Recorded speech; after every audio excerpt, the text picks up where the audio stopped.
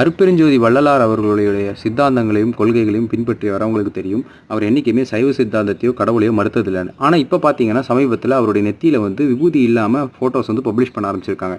இது எப்படி யார் ஸ்டார்ட் பண்ணாங்கன்னு தெரியல. பட் இது டிராவிடன் மாடலுடைய சித்தாந்தத்தை பூத்துற மாதிரி தான் இருக்குது. அருட்பிரகாச வள்ளலார் என்னைக்குமே நெத்தியில் விபூதி இல்லாமல் இருந்ததே கிடையாது. அவர் விபூதி தரிக்காதவங்க கூட சேரவே கூடாதுன்னு அவரே அவருடைய மனசுக்கு வலியுறுத்திக்கிற மாதிரி பாடலும் இருக்குது.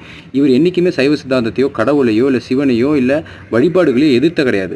அவர் சிறுதெய்வ வழிபாடை மட்டும்தான் வேண்டான்னு சொன்னாரே தவிர மற்றபடி தெய்வத்தை வேண்டான்னு சொன்னதில்ல, தெய்வத்தை நிந்தனம் பண்ணது கிடையாது. வள்ளல் பெருமான் 1000 கோடி சூரியனுடைய ஒரு தேஜோமயமான முகத்தை கொண்டிருக்கிறதுனால அவர் நெத்தியில் விபூதி தரிச்சாலும் அது சரியா தெரியாத மாதிரி இருந்தது.